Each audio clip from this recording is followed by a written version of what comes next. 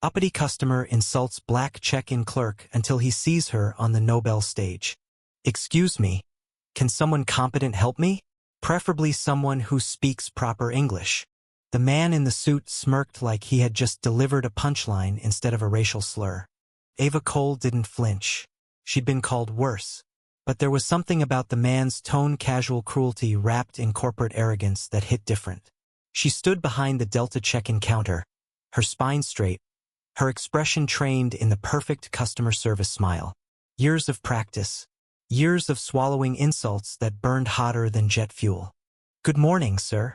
I'll be happy to assist you. He squinted at her name tag. Ava. Of course it is. He chuckled to himself. Listen, sweetheart. I fly first class. I don't have time for diversity hires playing pretend behind desks. Get me your supervisor. Behind them, the line of travelers shuffled uncomfortably. A mother clutched her child a little tighter. A young man in a hoodie looked away, jaw clenched. No one said a word. Ava's fingers tightened on the keyboard. Not from anger, from control. She looked at the man, tall, gray hair slicked back, Rolex catching the fluorescent lights, eyes like cold steel, and said with perfect clarity, "Sir, I am the supervisor on duty." He blinked. "Is that so?" "Yes, and I assure you, I'm fully qualified to check you in.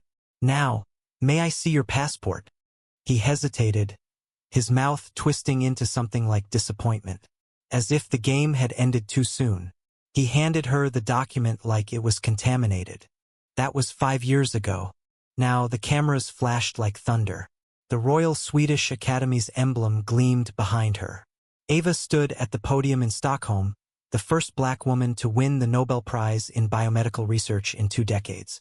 Her speech was already being quoted across every platform. Her image beamed to millions.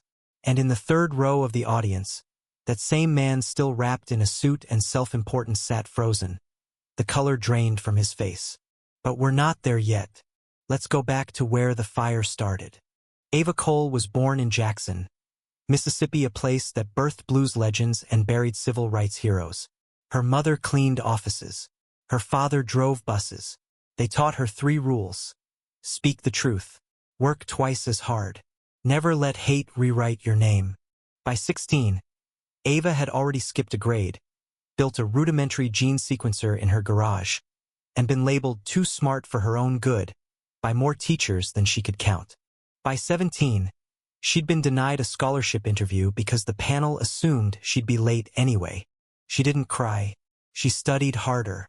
At 22, fresh out of MIT, Ava was accepted into a graduate program that felt more like a Cold War than an academic journey. Her lab partner called her urban. Her advisor asked if her hair was real, and the university's board published her paper with her name buried in the middle of the author list. She didn't rage. She focused deeper. But student debt piled up, and the bills didn't care about racism. So, while editing genetic maps for diseases in her tiny apartment, Ava worked part-time at the airport. It wasn't glamorous, but it paid. She wore the uniform with grace, even when people like him treated her like background noise. That day, the day of the incident, as she would later call it, had started with spilled coffee, a canceled lift, and a delay in lab results. She was tired, but not broken. And after the man stormed off, muttering about writing letters and pulling strings, she went on with her shift. She smiled at a toddler who waved at her, helped an elderly couple find their gate, thanked the janitor by name. Later that night, alone in her apartment, she didn't replay the insult. She reread her latest research draft on a rare blood disorder disproportionately affecting children in underfunded communities. She circled data inconsistencies, jotted theories in the margins. 3 weeks later, she made a breakthrough. 2 years after that, her method of gene correction bypassed what many thought impossible. Clinical trials followed. Then the Nobel Committee called. They say vengeance is sweet. But Ava never wanted vengeance. She wanted to rewrite the narrative. And she did not with shouting, not with revenge, but with discovery. Her first reaction when the Nobel Committee emailed her was laughter. Not because it was funny, not even close, but because it felt like some cosmic joke. In that moment, sitting on the floor of her apartment in mismatched socks, eating cold noodles while double-checking protein mutation sequences. She thought, sure, why not? She refreshed the email 3 times before it finally sank in. She didn't scream. She didn't cry. She sat perfectly still and whispered, "Mama, we made it." The next few weeks moved like a dream, one with sharp corners. Ava was flown to Stockholm for interviews, banquets, meetings with heads of state. People who'd never returned her emails were suddenly praising her as a visionary. News outlets scrambled to find high school photos, college essays, grainy videos of her first TEDx talk. But the more the world elevated her, the more she remembered the invisible years when her genius had no stage, when her questions were met with patronizing smiles, when her name was always the one mispronounced at conferences. She remembered nights of ramen and rejection. She remembered every time she'd been spoken over in a meeting.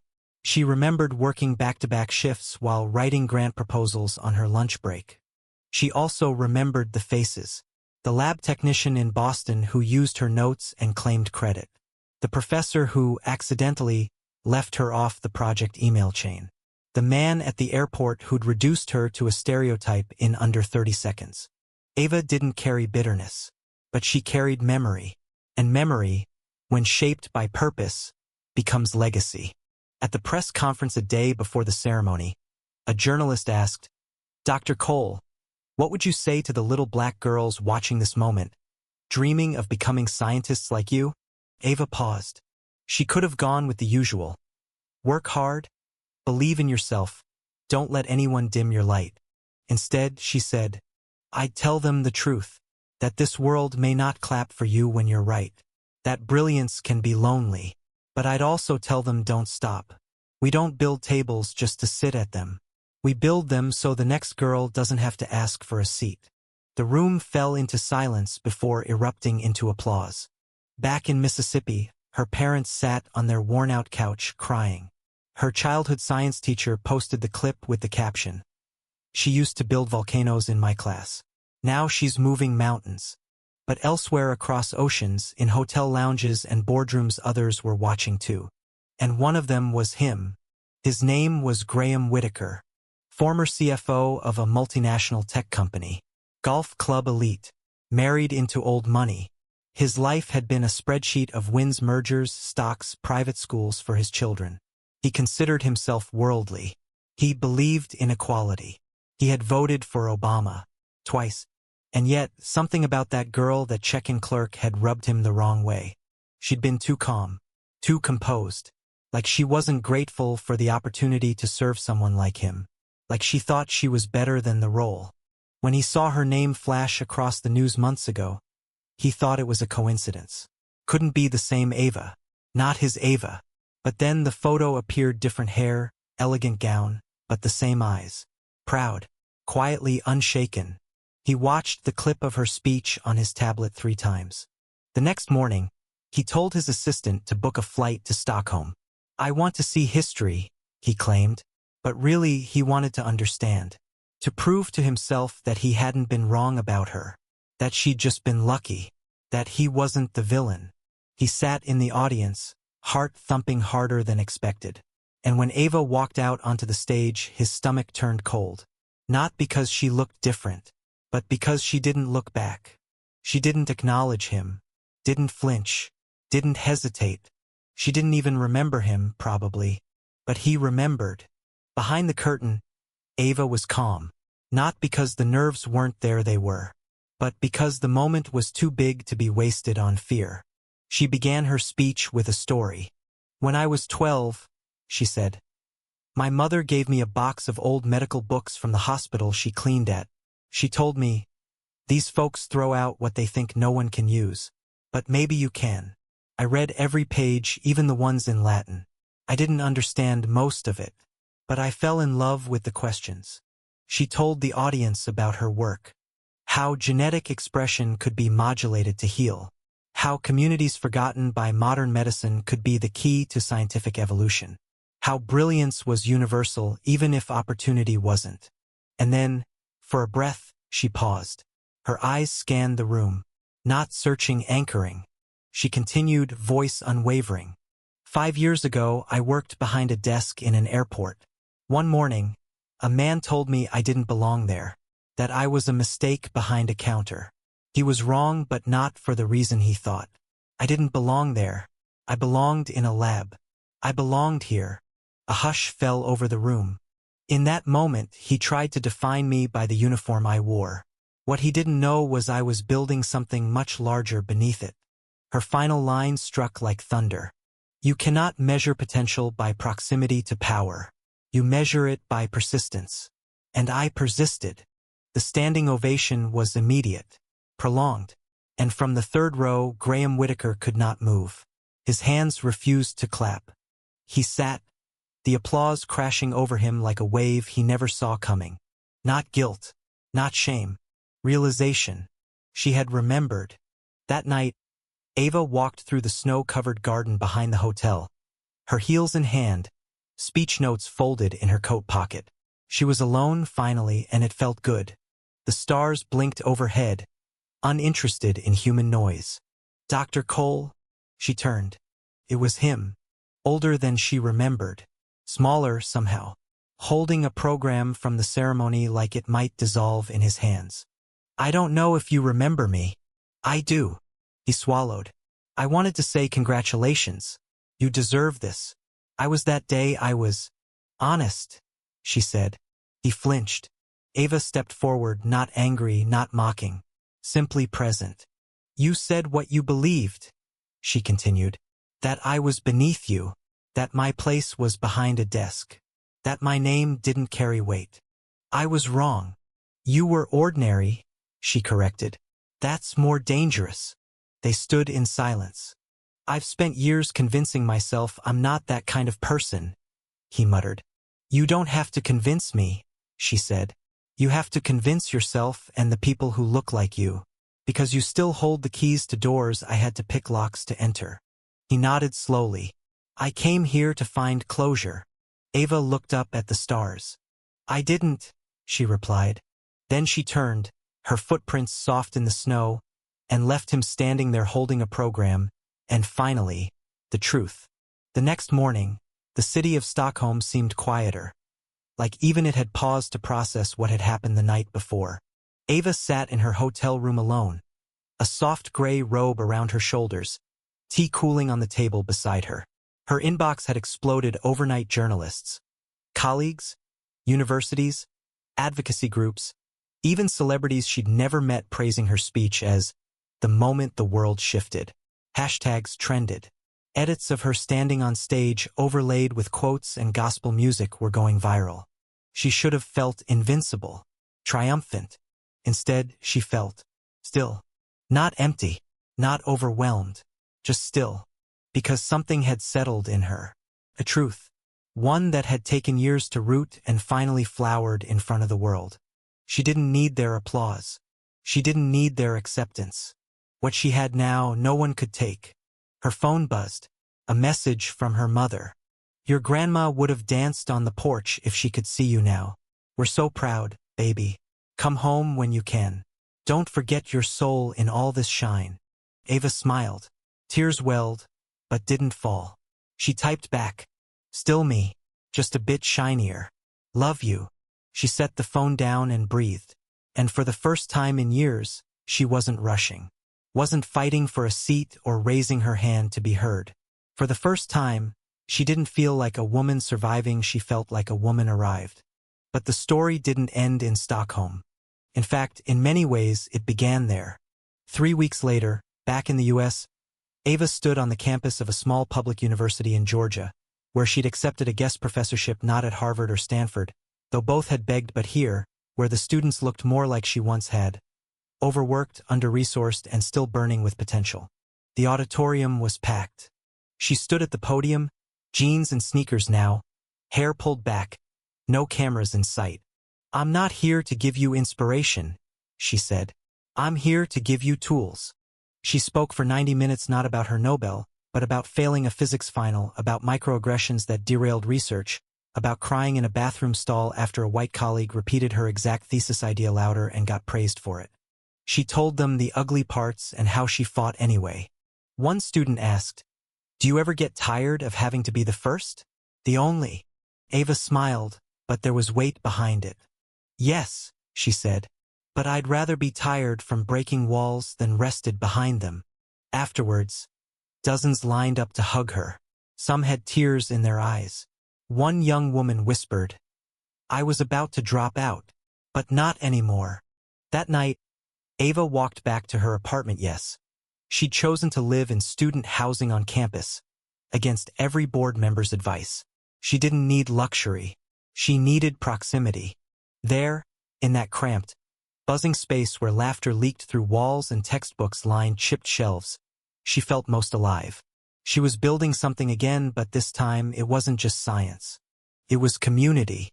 Meanwhile, Graham Whitaker returned to New York with something lodged in his chest. A discomfort he couldn't name, or rather, one he was too proud to. He avoided his usual haunts. The club. The boardroom. He found himself walking in parks more. Watching people. Listening. He even Googled how to unlearn bias at 2 a.m., then slammed the laptop shut. Ashamed. But Ava's words echoed like a riddle in his mind. "You were ordinary. That's more dangerous." What did she mean?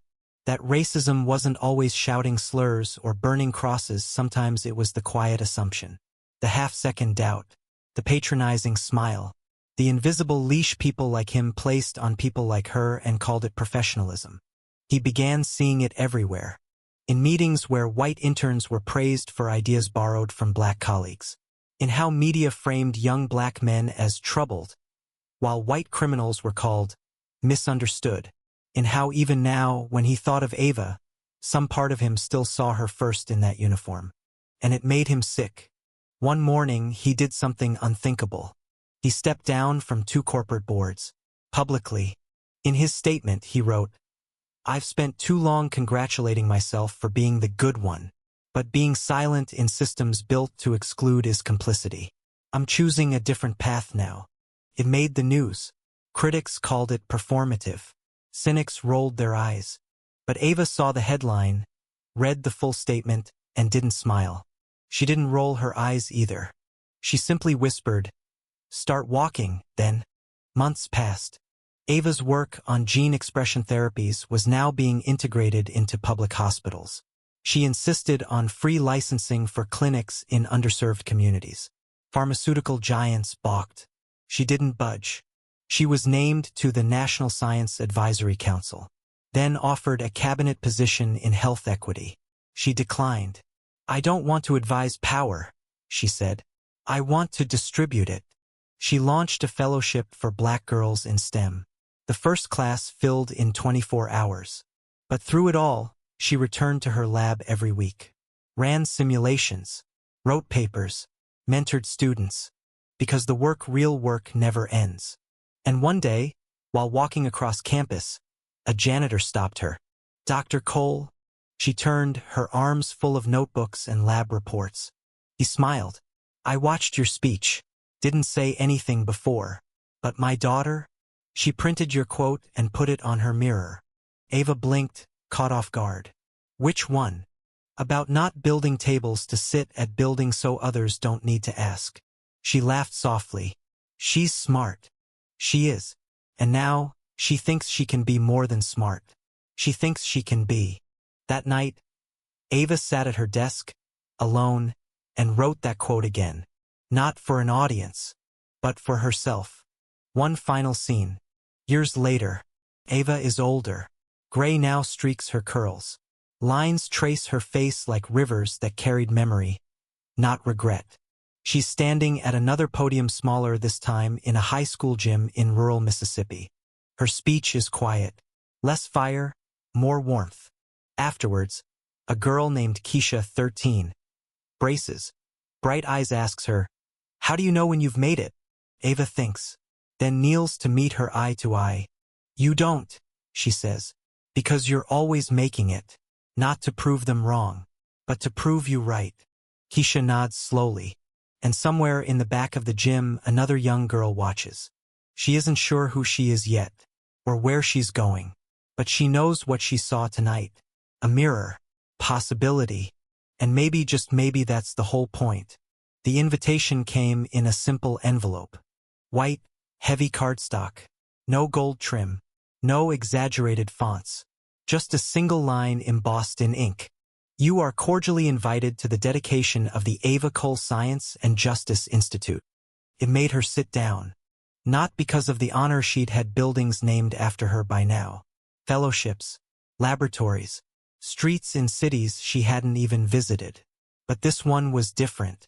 It was being built in her hometown. The same town where her mother had cleaned hospital floors. The same town where teachers once shrugged off her questions as too ambitious. The same town where a local grocer used to follow her around the aisles like she was about to steal a can of beans. And now that town was building an institute in her name. Not just for science, but for science and justice. That part made her breathe deeper. It meant someone had been listening. She arrived on a cloudy Saturday. No press this time. No gowns or spotlights.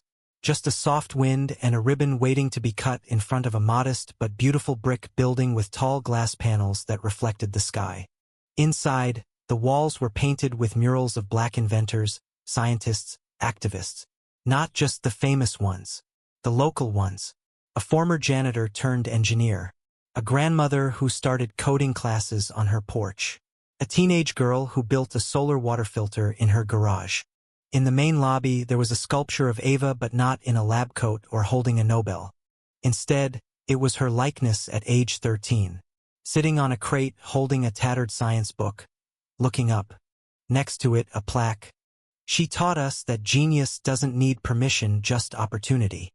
The room was full of students, teachers, parents. Some faces were familiar. Most were not. She was scheduled to speak. But when she stepped to the mic, she paused.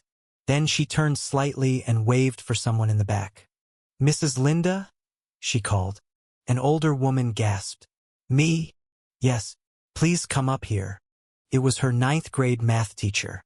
The one who stayed after school when Ava had begged to learn calculus. The one who once drove her to a science fair 2 counties away when Ava missed the bus. The one who slipped her a used calculator with a post-it note.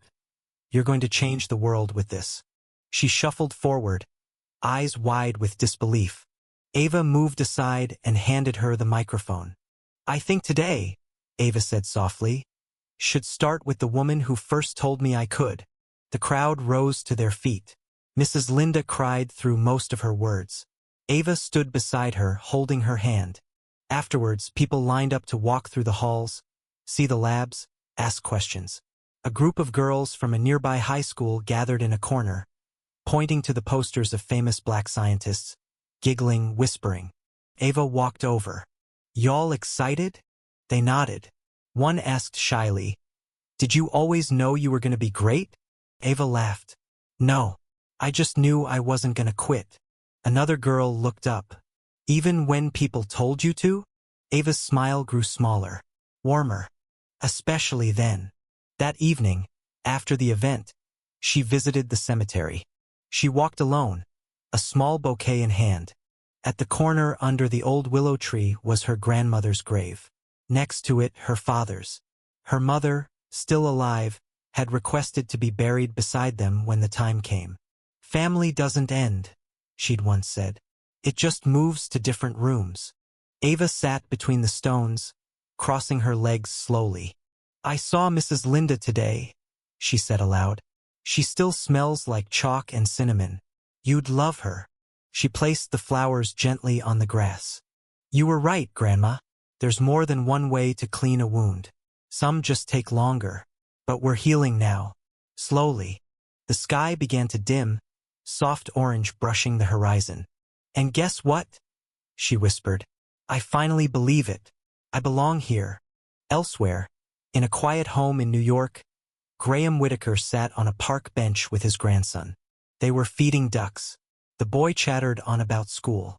Graham listened more now. He asked questions. He didn't interrupt. At one point, the boy said, "We learned about a lady who changed medicine. Dr. Ava Cole. Did you ever meet her?" Graham froze. Then he said, "Once. A long time ago. Before the world saw her." "Was she cool?" Graham stared out across the lake. She was.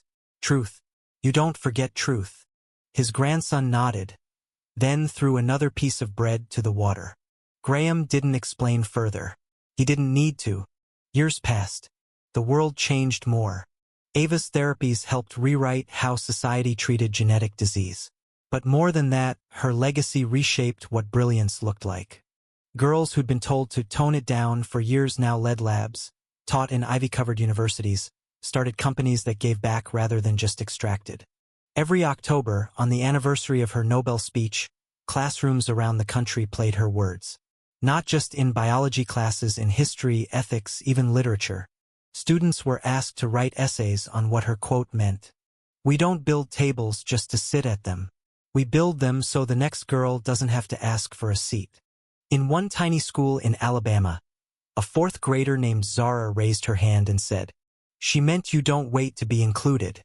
You make your own circle, and then you leave space for someone else." Her teacher paused. That's exactly right.